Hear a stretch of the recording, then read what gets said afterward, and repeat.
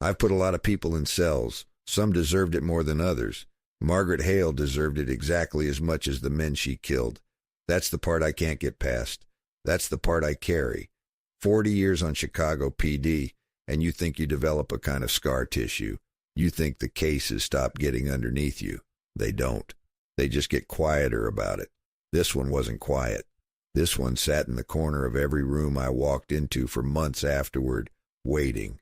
I'd be writing a report on something unrelated, a bar fight, a stolen vehicle, and there she'd be, that door opening, coffee on, a tired woman who had decided the world owed something to the women it had forgotten and had gone about collecting the debt herself. I don't tell this story because it makes me look good. I tell it because someone should, because the file sits in a cabinet downtown with her name on it, and the file doesn't know what to do with her either. Neither does the law. Neither do I. 6 months before she opened that door, I didn't know Margaret Hale existed. Go back to where it started. October 14, 1949. I've been thinking about what to write here. The newspapers say Harold has been arrested. They use words like ghoulish and calculating. They do not know Harold. Harold is the man who kept a jar of pennies on the counter for neighborhood children. Harold is the man who gave my mother a funeral she could not afford and never mentioned the debt. He never knew. That is the cruelest part. He built that place with his father's hands. 40 years ago, his father broke ground on Wabash with a borrowed shovel and a belief that the dead deserved dignity. Harold believed that too. He carried it like something sacred, and I used it. I used his father's shovel, his sacred ground, his meticulous records. I used the thing he loved most in the world. I tell myself the men I brought there had already chosen their own ends by the things they did to women this city looked away from. I tell myself that, and it is true. It does not make Harold's face in that newspaper photograph any easier to look at. He looks like a man who has been told the ground beneath him was never solid. Lieutenant Vasquez called me in on a Tuesday morning. The kind of morning where Chicago decides it's done being autumn and starts being something harder. She had the Hale file on her desk, and she had the look she gets when a case has been handed to her from somewhere above her that she doesn't entirely trust. "Detective Mahoney," she said, "sit down. 3 men dead over 4 years. No bodies recovered. Each one had prearranged services on file at Hale & Sons Crematorium. Each one had been cremated, according to the logs, on dates that coincided with their disappearances. Harold Hale was in holding on circumstantial. No physical evidence, no witnesses. Just the logs and the absence of the men in the crematorium sitting there on Wabash like it had always been sitting there." I looked at the file for a long time. Vasquez waited. "Too neat," I said finally. She nodded. "Either Hale is stupid or someone made it look like him." She slid the file across the desk. "Find out which." I took the file. I put on my coat, the charcoal wool, the one Eleanor gave me before things went cold between us, and I went to look at a crematorium. Pryor met me on the steps. October 19th, 1949. I find myself thinking about the first one, not with guilt. I have examined that possibility carefully, and I do not find guilt there. I find something more complicated, a kind of solemn acknowledgement. His name was Raymond Fowler. He managed a garment factory on the near West Side. 2 women who worked his floor reported him for assault. 2 women who had nothing to gain and everything to lose by speaking.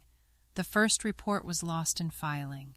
The second was reviewed by a desk sergeant who knew Fowler from his church and decided the women were confused. That was 1945. Raymond Fowler continued to manage his floor.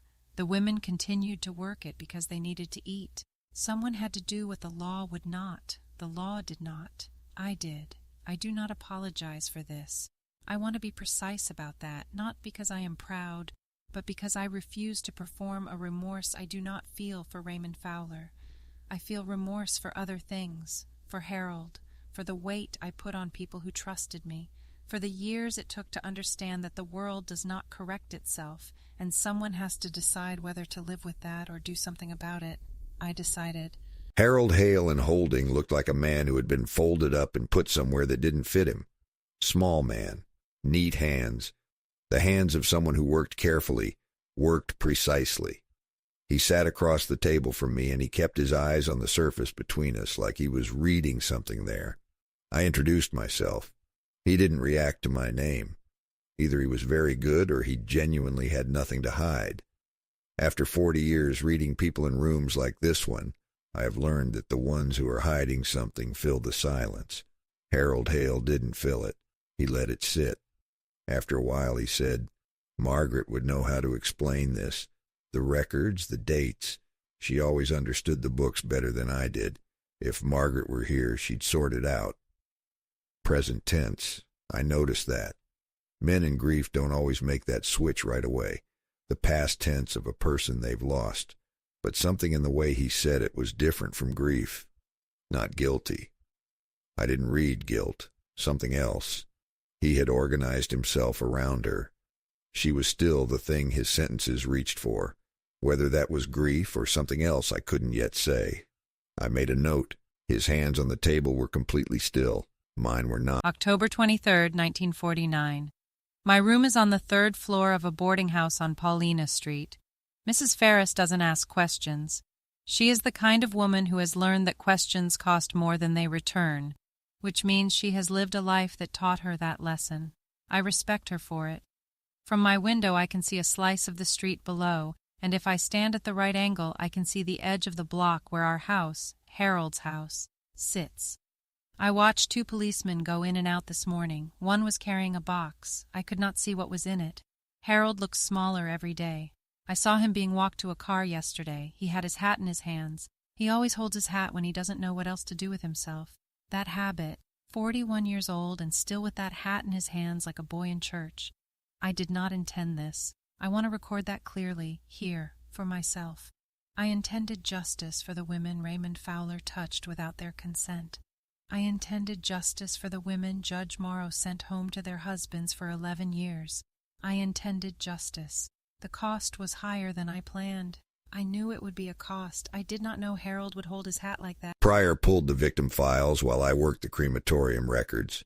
3 men, 4 years between the first and last. Victor Crane, factory owner, 1945. Near West Side Garment Works. Fire in 1943 killed 6 workers. Investigation closed when 2 key witnesses recanted. No charges filed. Judge Arthur Morrow, 1947. Domestic cases dismissed at a rate that other judges on the same circuit called irregular. Retired in 46, gone the following spring. Thomas Greer, 1948. Manslaughter charge, 1944.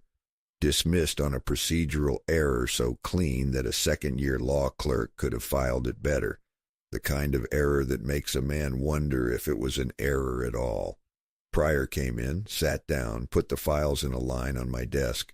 We looked at them together. "All men," she said. I nodded. "All had charges that went nowhere." I nodded. "All reported by women." I looked at her. She looked at the files.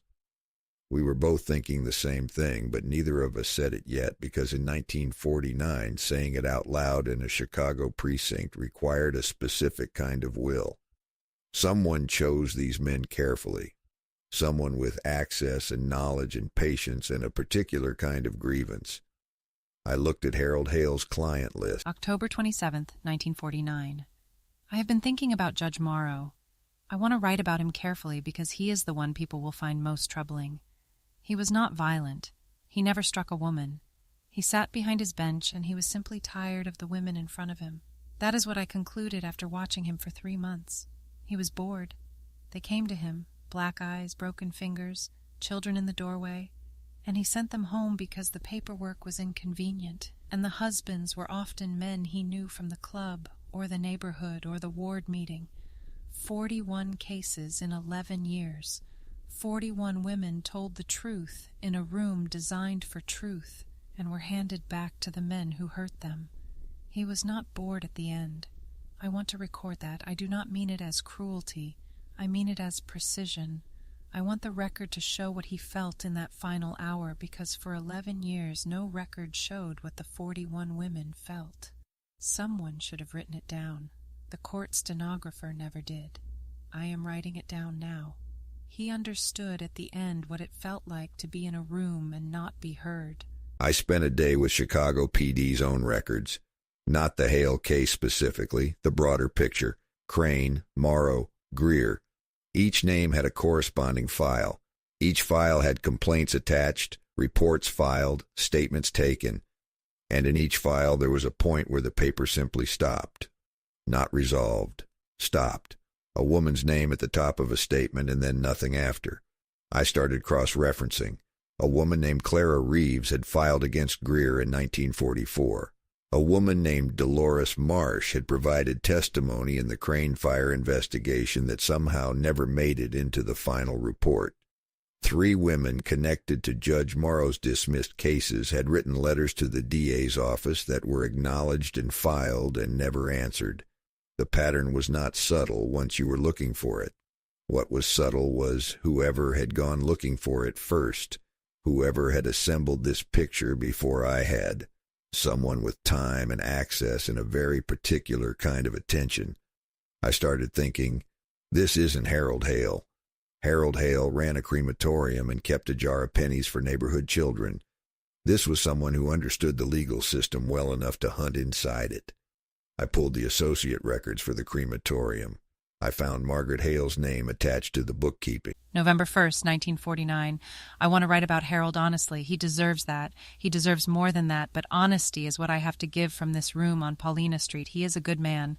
I knew he was a good man when I married him. I chose him in part because of that. Because his goodness meant he would never look closely enough to see what I was doing beside him.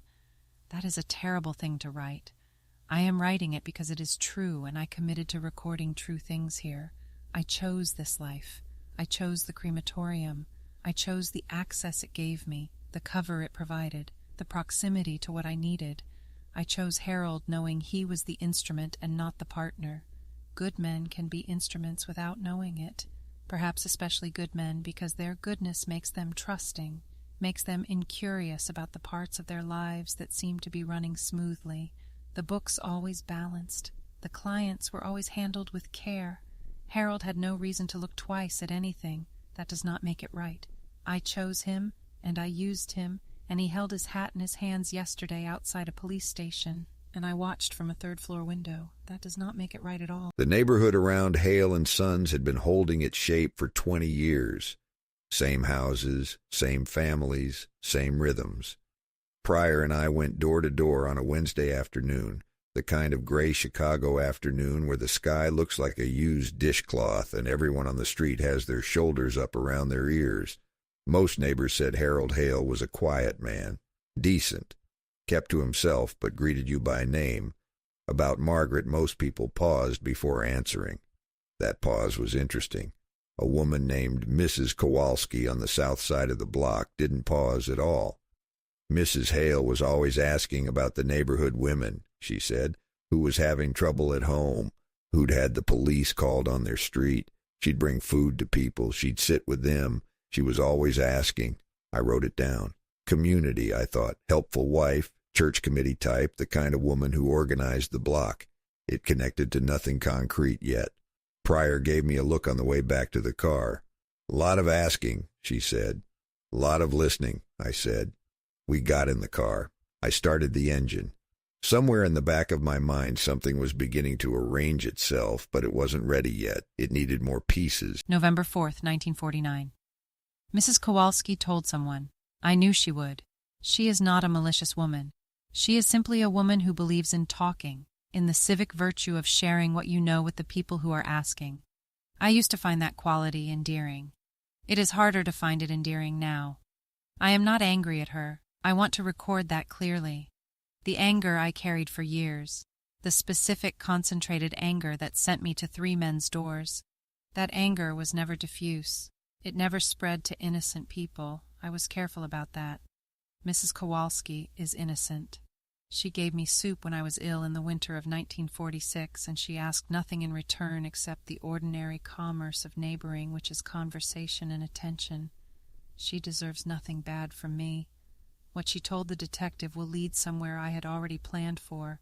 Meaning well and doing well are not the same thing. I learned that from the men I watched walk free. They all meant something, some justification, some procedural reason, some careful language about due process and evidentiary standards. They meant their way right past 41 women who needed someone to do well instead. The crematorium logbooks were beautiful objects in their way. Harold Hale's father had started them. The same format, the same column headings, 30 years of meticulous death administration. Names, dates, service types, witness signatures. I went through them the way you go through anything that might be evidence, slowly, page by page, not looking for anything specific yet, letting the thing show you what it wanted to show. 4 years of records, hundreds of entries, routine, routine, routine. Then one page in the 1948 volume, a date entered twice in the same column, October the 5th. 2 entries for October the 5th, but written in slightly different ink, one marginally darker, one slightly faded, as though one was written on the day and one written later and allowed to age. I stopped. I looked at it for a long time. I turned the page. I told myself it might be a correction, an amended entry, a standard bookkeeping emendation. I made a note in my pad, ink inconsistency, October 5th, 1948. Then I moved on. I should not have moved on. Pryor asked me later why I didn't pull that thread immediately. I told her I didn't know. I think I know. I think some part of me wasn't ready for where it went. November 8th, 1949. The logbooks. I have been thinking about the logbooks since Harold was arrested. I was careful with them. I told myself I was careful.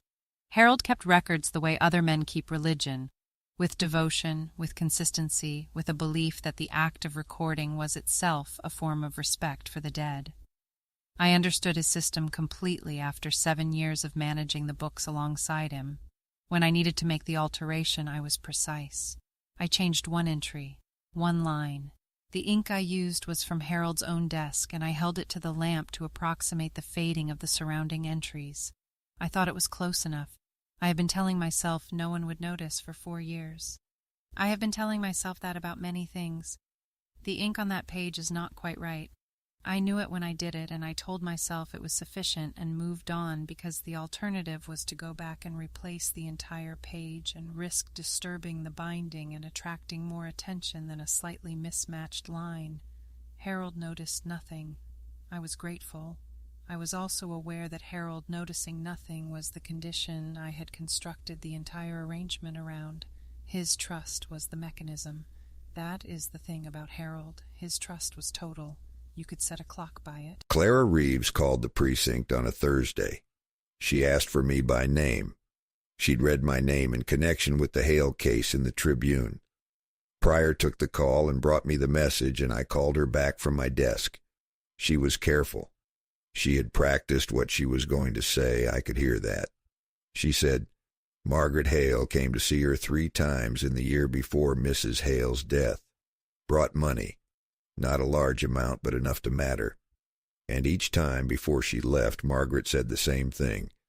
If anything happens to me, tell someone what Thomas Greer did to you. She said it like an instruction, like she was setting something in motion.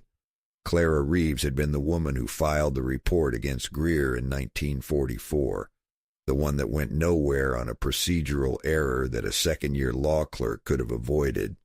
I listened to Clara Reeves for 40 minutes. When I hung up, I sat for a long time. A dead woman had given a living woman instructions about what to say after her death. That was either a woman who knew she was in danger, a woman afraid of Greer's reach, or it was something more deliberate, something more constructed. I called Pryor over. She read my face. "What is it?" she said. "I'm not sure yet," I said, but I was starting to be. November 12th, 1949. Clara called someone. Good, she was supposed to. I gave her that instruction and the money and those 3 visits specifically so that this moment would exist, so that when the investigation reached a certain depth, a woman would come forward with a story that made me look like a potential victim of Thomas Greer rather than his appointed end. It is strange to plan your own legacy so carefully. I mean that sincerely. There is something both powerful and melancholy about it, about deciding in advance exactly what story the world will tell about you. Most women don't get that. Most women's stories are told by other people after the fact, shaped by whoever found them or whoever was left. I wanted mine told on my terms. I constructed Clara's part of it with care. She didn't know she was playing a role. She thought she was being helped by a neighbor woman. She was. The money was real. The kindness was real. The instruction was real. The purpose behind the instruction was something she didn't need to know. I am glad she called. I am glad she had someone to call. That is the true part underneath the strategy. The strategy was necessary. The gladness is just mine. The city morgue on a Friday morning. I pulled the records myself. Pryor was following another thread on the Crane fire. Unclaimed bodies from the relevant months. The morgue keeps meticulous intake records, less meticulous exit records. Bodies claimed by families are logged thoroughly. Unclaimed bodies, Jane Does, John Does, are logged at intake and sometimes not again until disposition. I found her, a Jane Doe. Intake, June 1949. Approximate age, late 30s. Approximate build, medium height, slight. The intake form had a note. No distinguishing marks, no identification found in the river, standard language. I pulled the disposition record, and I stopped. The disposition record showed the body as removed from the morgue on October the 5th, 1949, transferred to Hale and Sons Crematorium, 4 months after intake. I turned back to the intake record, read the date again, June 1949. I turned back to the disposition record, October the 5th. I sat with that for a moment, then I remembered my notepad. I flipped back 3 pages, ink inconsistency, October 5th, 1948. I read it again. The same date, 1 year earlier, a Jane Doe removed to Hale and Sons, and Margaret Hale reported dead in June 1949. The dates could not both be right. Someone had altered one of them. November 17th, 1949. The light comes through my window in the early afternoon and falls across the table at an angle I find beautiful. I have been noticing small, beautiful things lately. The way the pigeons on the roof across the street arrange themselves by some logic I cannot decipher. The smell of Mrs. Ferris's bread from the floor below on Wednesday mornings. The particular silence of a city block at 4 a.m. when even the dogs have stopped. I have been sleeping better than I have in years. This surprises me. I expected that the ending of things would bring a kind of anxiety, the held-breath feeling of waiting to be found. Instead, I find something closer to peace. I have done what I intended to do. I have lived these past months in a room that is mine in a way that Harold's house never quite was, despite all his goodness, despite all my care. I have been reading. I have been writing. I have been watching the autumn turn toward winter through a window no one knows is mine. This morning I watched a woman walking her dog in the rain below, and I thought, she is safe. That specific woman, safe because of something I chose to do. I hold that alongside everything else. It does not cancel anything. It is simply also true. I sat in my car outside the morgue for 20 minutes, hands on the wheel. The unsteady thing in my hands that I never talk about was bad that morning. Worse than usual. I've had it for years. Stress, the doctor said once before I stopped going to the doctor. I pressed my hands flat against my thighs until it passed to something manageable. Then I went through it again. The Jane Doe removed from the morgue on October 5th. October 5th, 1948. Margaret Hale reported dead June 1949. The body used to represent her death would need to have been acquired before June. If the morgue record had been altered to show October 1949 instead of October 1948, if the Jane Doe had actually been removed a full year earlier, then someone had a body in storage for months, someone with access to the crematorium, someone who could file altered paperwork with the morgue and trust it wouldn't be cross-checked. I pulled the dental record submitted at Margaret Hale's death from the file in my passenger seat. Submitted by Harold Hale's personal physician, Dr. Elias Wren, who had retired to Wisconsin in August of 1949, 1 month after Margaret's death was recorded. I drove to the precinct. I found Pryor. I said, Margaret Hale is alive. November 21st, 1949. I think Mahoney knows. He has that look. I have watched him from a distance for weeks now, and I have developed a sense of his rhythms. He is a methodical man.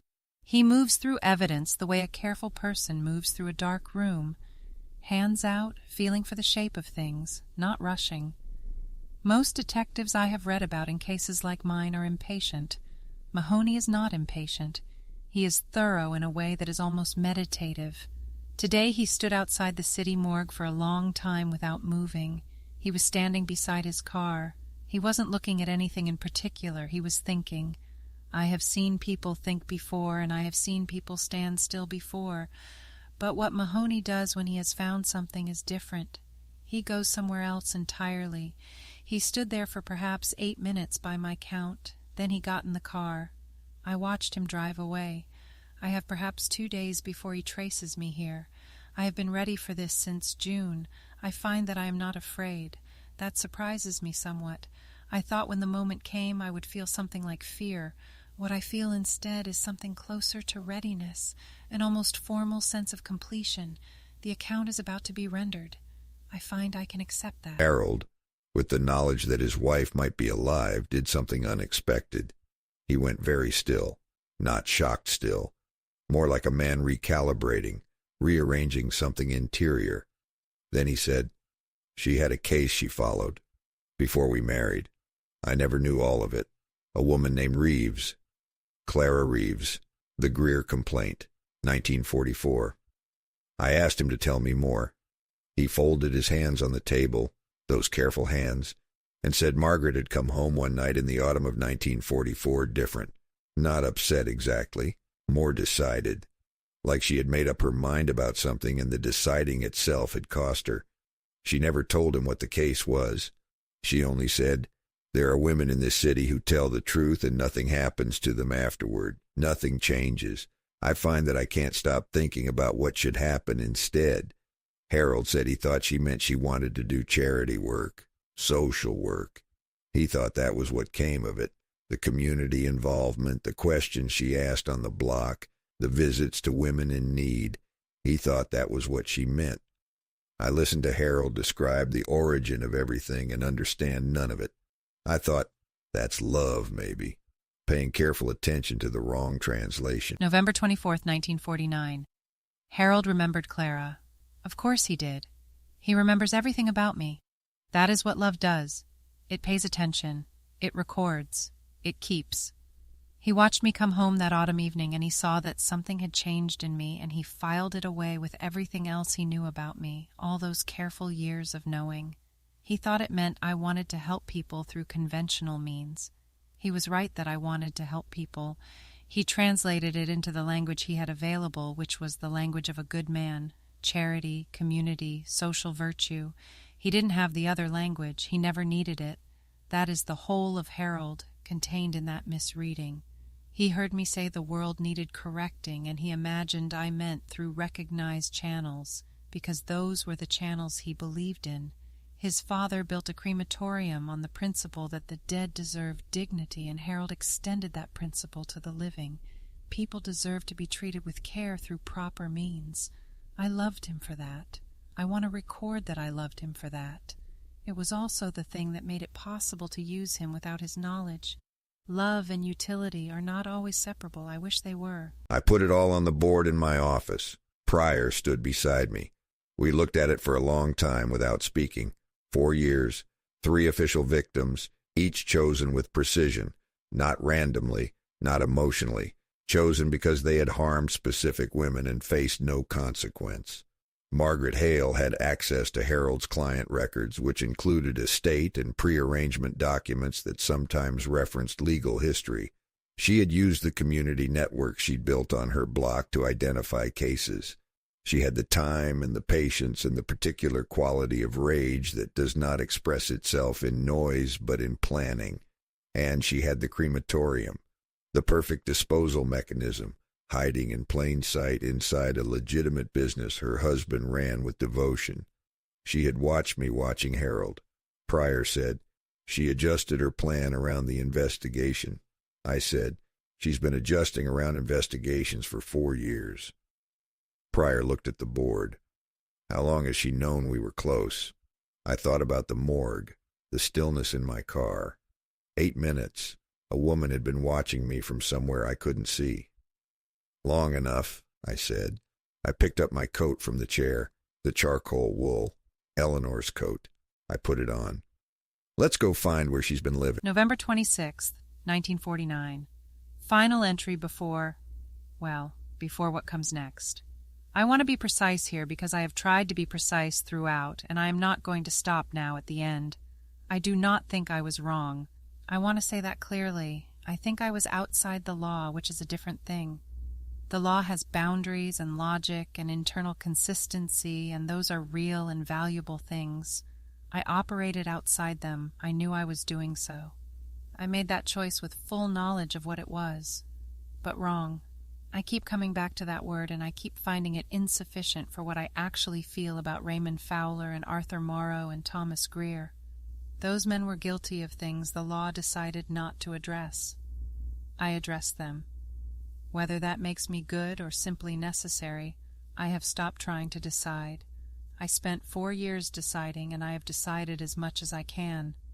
The deciding is for other people now, for Mahoney perhaps, for whoever reads this.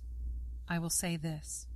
If the same circumstances existed again, the same women, the same men, the same law walking quietly past, I do not know that I would choose differently. I think about that. I think that is the most honest thing I can say. Pryor found the boarding house through the rental records.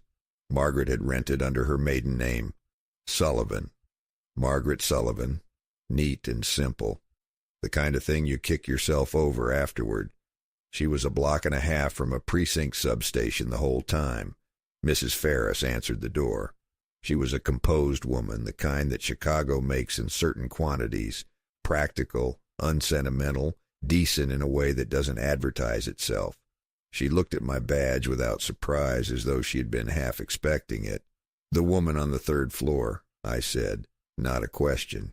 Mrs. Ferris nodded.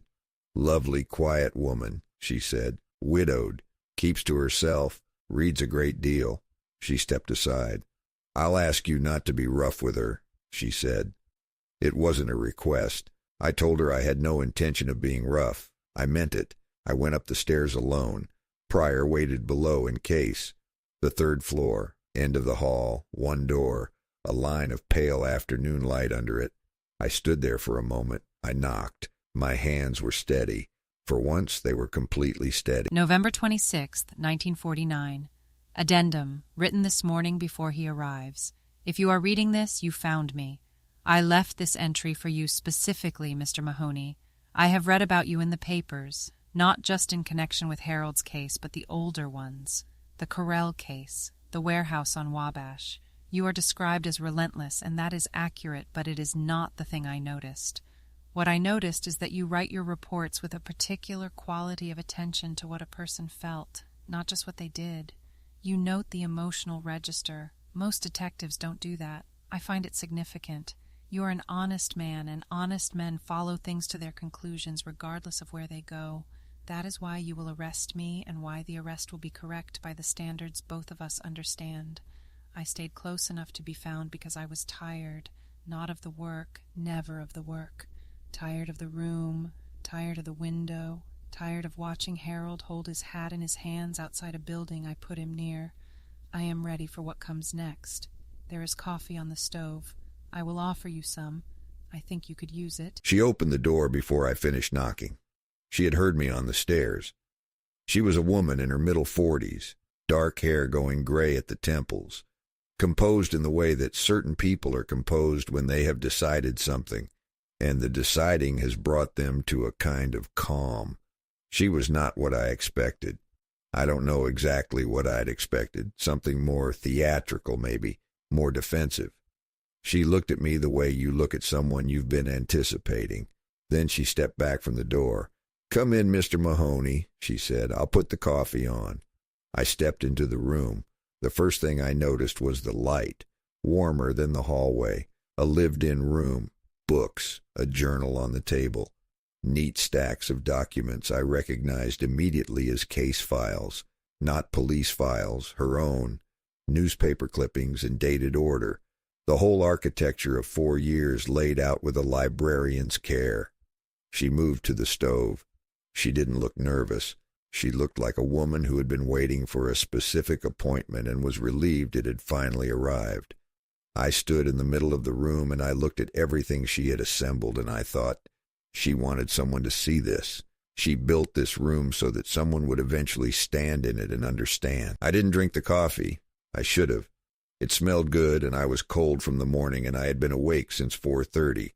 But I walked around the room first. She let me. She sat at the table with her hands folded, and she watched me look at what she had built. Every victim documented, not just names and dates, context, the fire at Crane's factory, the names of the 6 workers who died, the 41 dismissed cases from Morrow's docket, each with the woman's name and the outcome. The Greer complaint, Clara Reeves's original statement, the procedural error annotated in Margaret's handwriting. She had a copy of the altered crematorium log page, the correct original version, the one that showed the real dates. She had kept it. I wanted there to be a record, she said while I was looking at it. Her voice was even, no performance in it. Someone should know what those men did, even if I'm the only one who said it out loud. I turned around and looked at her. She looked back at me without flinching. I thought about the 41 women who told the truth in a courtroom and were sent home. I thought about Clara Reeves on the telephone, choosing her words carefully. I picked up the log page. I put it in my pocket. I need you to come with me, I said. I drove her to the precinct. Pryor rode in the back with her as a formality. Nobody thought she was going to run. She didn't handcuff her. Margaret sat behind me and watched the city go by through the passenger window. Chicago in late November going gray toward winter. I watched her in the mirror. She had the expression of someone committing a view to memory. After a while, she said, without turning from the window, "Do you think I was wrong, Mr. Mahoney?" I kept my eyes on the road. The question sat in the car with us, taking up the space that answers usually fill. After a long moment, she said, quieter, "That's an answer." I glanced in the mirror. She had turned from the window and was looking at the back of my head. "That's fine," she said, and she meant it. There was no accusation in it. She wasn't asking for my approval or my condemnation. She was asking because she was genuinely curious about the honest answer from an honest man, and she had gotten it in the only form I could give it, which was silence, which meant I didn't know, which meant she was not entirely alone in not knowing. She turned back to the window. We drove the rest of the way without speaking. They released Harold from holding the same afternoon. I wasn't there when it happened. I was 3 floors up with Margaret and the DA's people. Pryor told me about it afterward. She said he came out of the cell block, collected his hat and his wallet and his watch, signed the forms, and walked to the front steps of the precinct and stopped. Just stopped, hat in his hands. He didn't have a car out front. Didn't have anyone waiting. Pryor said she almost went out to him, but then something made her hold back. A sense that what Harold needed in that moment was not assistance, but space to be in it, the shapelessness of a life that has just lost its entire context. He stood there for about 10 minutes, she said. Then he walked to the corner and stood at the bus stop. She watched him from the window. He got on a bus heading north toward the neighborhood where his father had broken ground with a borrowed shovel 40 years ago. He still had the crematorium, technically, whatever it was now. I thought about him on that bus all night. I thought about what it means to build something with your hands and learn afterward that the ground beneath it was always someone else's. The interrogation went 4 hours. Margaret gave full accounting. She had prepared for this the way she had prepared for everything, methodically, completely, with a precision that would have served any number of legitimate careers. Every name, every date, the method. She had made contact with each victim under a pretext, gained access. The crematorium handled the rest. She had used chemicals Harold kept in the prep rooms, had managed the documentation by working on the books alone during the hours Harold was with clients. The detective taking notes was a man named Borowitz, 15 years on the force. He stopped twice, put down his pen, looked at the woman across the table, picked up his pen. The second time he put it down, he sat with his hands flat on the table for a moment, and I thought he might say something. He didn't. He picked up the pen. Margaret waited for him each time without impatience, without drama. She answered every question with the same quality of careful exactness. She did not perform remorse for the victims. She did not perform pride either. She was a woman closing out a ledger. She had decided this was what was owed, and she was paying. October 14, 1949. I have been thinking about what to write here. The newspapers say Harold has been arrested. They use words like ghoulish and calculating. They do not know Harold. Harold is the man who kept a jar of pennies on the counter for neighborhood children. Harold is the man who gave my mother a funeral she could not afford and never mentioned the debt. He never knew. That is the cruelest part. He built that place with his father's hands. 40 years ago, his father broke ground on Wabash with a borrowed shovel and a belief that the dead deserved dignity. Harold believed that too. He carried it like something sacred, and I used it. I used his father's shovel, his sacred ground, his meticulous records. I used the thing he loved most in the world. I tell myself the men I brought there had already chosen their own ends by the things they did to women the city looked away from. I tell myself that, and it is true. It does not make Harold's face in that newspaper photograph any easier to look at. He looks like a man who has been told the ground beneath him was never solid. That is because it wasn't. I was the ground, and I chose what to do with it before he ever knew there was a choice to make. The Tribune ran the arrest on page 1. The story they told was the simpler version. Widow fakes death, revealed as killer, crematorium used for disposal. The simpler version is technically accurate and also misses the thing entirely. 3 days after the story ran, I received a letter at the precinct addressed in a careful hand. No return address. Clara Reeves. I read it at my desk. She said she'd seen the paper. She said she didn't know what to feel. She wrote, I don't know if she was right. I know what happened to me. I know that nobody helped. I'm not glad she's in a cell. I'm not glad those men are dead. I know I'm supposed to feel one of those things, and I can't find either of them.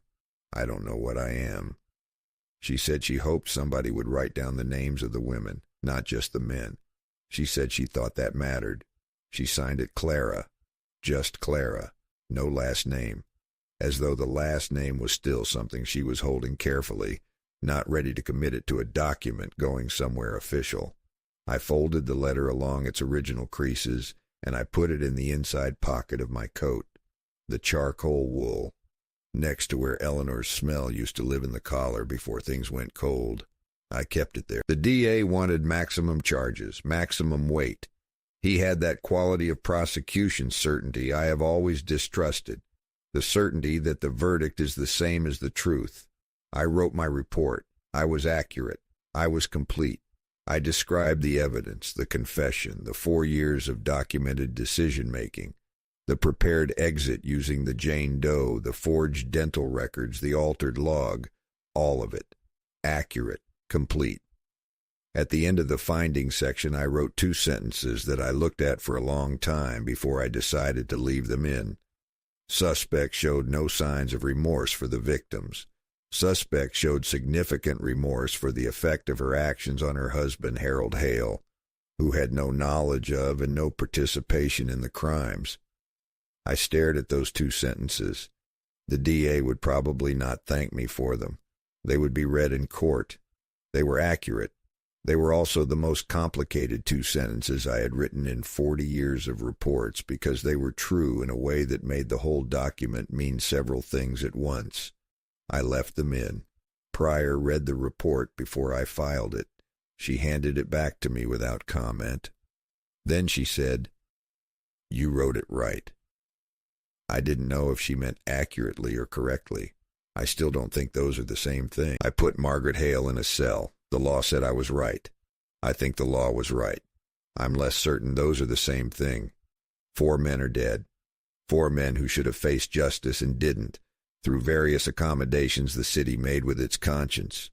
3 women they hurt got some version of something. I don't know what to call it. Justice is too clean a word. Acknowledgement, maybe. Someone finally said their names in a room and meant it. Harold Hale lost everything and did nothing wrong. He went back to the crematorium eventually. Pryor told me he kept it running. He is that kind of man. Clara Reeves is still trying to figure out what she feels. I got one more letter from her 3 months later. She still didn't know. I wrote back and told her that was all right, that not knowing was an honest response to a situation that didn't have a clean answer. I don't know if that helped. I go home, I pour a drink, I sit with the part nobody writes in the report, the part where she asked, "Do you think I was wrong?" And I couldn't answer. I still can't. I know I answered the phone when it rang. I know I always answer the phone when it rings. I know that sometimes the case you close is the one that stays open. And I know that somewhere in a cell in this city there is a woman who asked me a question, and I haven't stopped trying to answer it since.